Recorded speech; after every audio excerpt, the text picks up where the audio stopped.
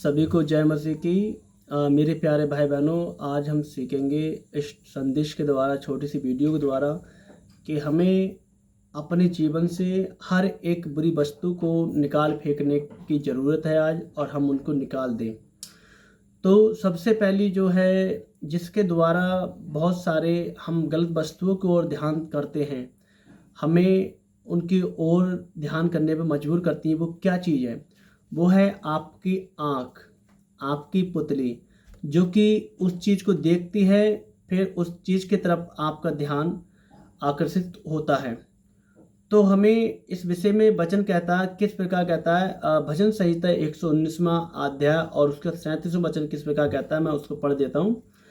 कि मेरी आँखों को व्यर्थ वस्तुओं की ओर से फेर दे, तू अपने मार्ग में मुझे जिला।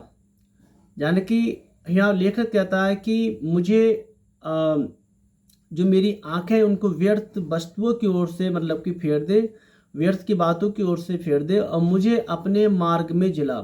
अपने मार्ग में जिला यानी जो तेरा सही मार्ग है उसमें तू जिला।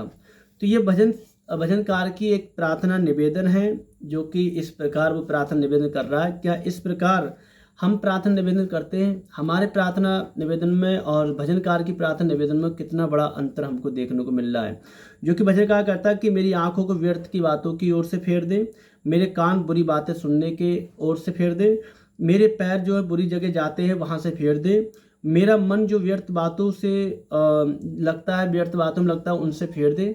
क्या हम इन बातों से प्रार्थना करते हैं? इन बातों के लिए हम प्रार्थना करते हैं कि प्रभु हमारे जो कान बुरी बातें सुनते हैं, जो हमारे पैर बुरी जगह जाते हैं, क्या हमारा मन जो व्यर्थ की बातें बोलता है, कि इनसे प्रभु हमें फेर दें, हमारी आंखों को व्यर्थ चीज़ों की ओर से फेर दे। क्या ऐसा हम करते हैं? भजनकार ऐसा ही कर रहा है, भजनकार ऐसा ही यहाँ पर लिख रहा है, वो बता रहा है कि हमें इस प्रकार बनना चाहिए।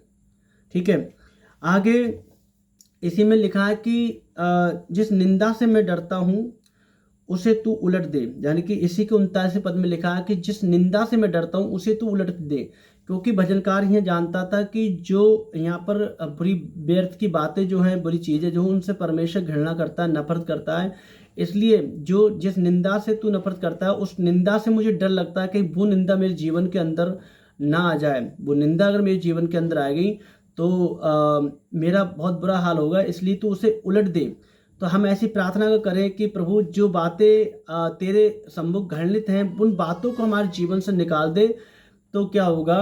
परमेश्वर आपकी रक्षा करेगा, उन बातों में आपको जीत दिलाने में, वो उन बातों में आपको सहायता करेगा, उन बातों से निकलने में आपकी, और बुरी बातें जो होंगी उनसे आपको छुड़ा लेगा। आगे वचन में लिखा है ही 40वें पद में कि देख मैं तेरी व्यवस्था का अभिलाषी हूँ और अपनी धार्मिकता में मुझको जिला। मैं तेरी व्यवस्था का जो अभिलाषी हूँ, प्यासा हूँ, तेरी व्यवस्था पे मैं ध्यान करने के लिए उतावला जैसा हो पड़ा हूँ। तो आपको जो है उसकी व्यवस्था, जो वचन है, वचन के भूखे रहो आप, वचन के भूखे। इस प्रकार की यह प्रार्थना हो रही है कि मैं तेरी व्यवस्था का अभिलाषी हूँ, तो उसके वचन के आप भूखे रहिए, प्यासे रहिए, डूब जाइए उसके वचनों में, और उसकी जो धार्मिकता है उसमें आप जीना चालू कर दें। उसकी धार्मिकता आखिर क्या है? उसकी धार्मिकता क्या है? तो हमें पता चलता है यिर्मयाह के वचन को जो हम पढ़ते हैं, यिर्मयाह की किताब में 15वां अध्याय और उसके 19वां वचन पढ़ते हैं, तो वहाँ पे क्या लिखा है हम पढ़ते हैं। इसलिए यहोवा इस प्रकार कहता है कि यदि तू फिरे तो मैं फिर से तुझे अपने सामने खड़ा करूँगा। यदि तू जो अनमोल है उसको कहे और जो निकम्बे को ना कहे, तब तू मेरे सम्मुख के समान होगा। वे लोग तेरी ओर फिरेंगे परंतु तू उनकी ओर ना फिरना।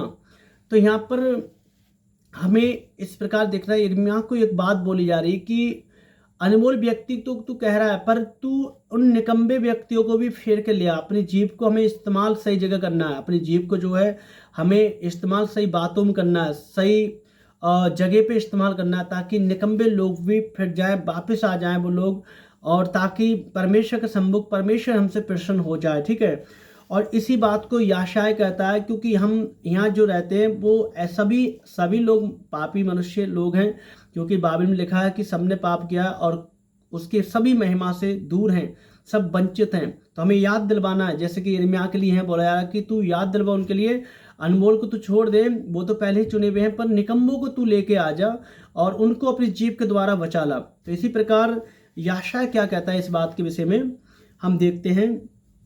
याशाय 6 अध्याय उसका 5वां वचन लिखा है कि तब मैंने कहा कि मुझ पर हाय, मैं नाश हुआ, क्योंकि मैं अशुद्ध होठ वाला मनुष्य हूँ और मैं अशुद्ध होठ वाले मनुष्य के बीच में रहता हूँ, क्योंकि मैंने सेनाओं के यहोवा राजा महाराजा धीराज के अपनी आंखों से देखा है। महाराजा धीराज को मैंने अपनी आंखों से देखा है।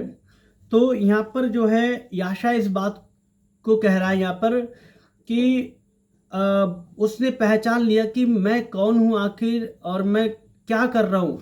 हम अशुद्ध होठ वालों के बीच में रहते हैं और उनके बीच में रहकर हम भी अशुद्धता की बातें करते हैं, तो हम भी अशुद्ध हो जाते हैं।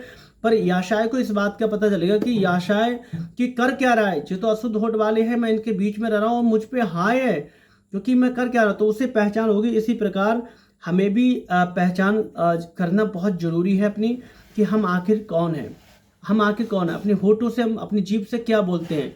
और याकूब भी जीभ के विषय में यही बातें कहते हैं कि ये जीभ जो है, जिसने अपनी जीभ पर नियंत्रण कर लिया, तो इससे जो है मतलब कि बहुत सारा बदलाव हो सकता है आपके जीवन में, क्योंकि जीभ के लिए एक आग बताया गया है, एक छोटा सा अंग है और ये बहुत बड़ा आग है।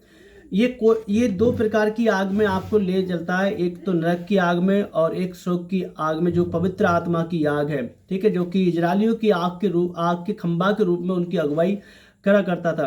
तो ये आग है, इसके द्वारा क्या करते हैं, अपना जीवन आप आत्मिक भी बना सकते हैं इसी जीभ के द्वारा। इसी जीभ के द्वारा आप अपना जीवन जो है शारीरिक कर सकते हैं, इसी जीभ के द्वारा आप अपना जीवन बर्बाद कर सकते हैं, इसी जीभ के द्वारा आप अपना जीवन आबाद भी कर सकते हैं। इसी जीभ से आप परमेश्वर की आराधना करते हैं, इसी जीभ से आप परमेश्वर की उपस्थिति में जाते हैं, इसी जीभ के द्वारा परमेश्वर की महिमा करते हैं। और इसी जीभ के द्वारा जब आप गालियाँ देते हैं, जब आप लोगों को शाप देते हैं, जब आप लोगों के प्रति गलत भावना रखते हैं, ईर्ष्या रखते हैं इसी जीभ के द्वारा, तब फिर परमेश्वर आपसे नाराज होता है।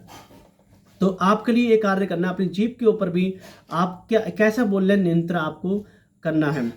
और हमारे अंदर आज पवित्रता क्यों कम पाई जाती है, इसका एक कारण क्या है कि हमारा समय परमेश्वर के साथ बहुत कम पाया जाता है और दुनियावी लोगों के साथ ज़्यादा पाया जाता है। जबकि बात तो यह है कि हमारा समय जो है परमेश्वर के साथ ज़्यादा पाया जाना चाहिए, दुनियावी लोगों के साथ बहुत कम होना चाहिए।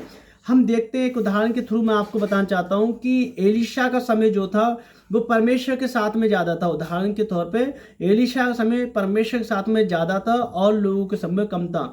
हम पढ़ते दूसरा राजा और उसका 3 अध्याय 14 वचन क्या लिखा है।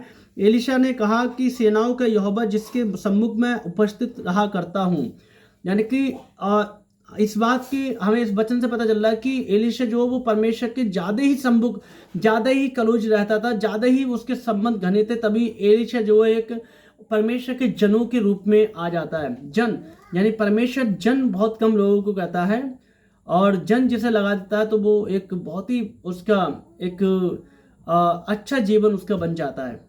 ठीक है, तो हमें इस प्रकार, जिस प्रकार एलिशा परमेश्वर सम्मुख रहा करता था, इसी प्रकार हमें भी परमेश्वर सम्मुख रहना है और उसके वचन को बड़े धैर्य के साथ में, बड़े नम्रता के साथ में ग्रहण करना है।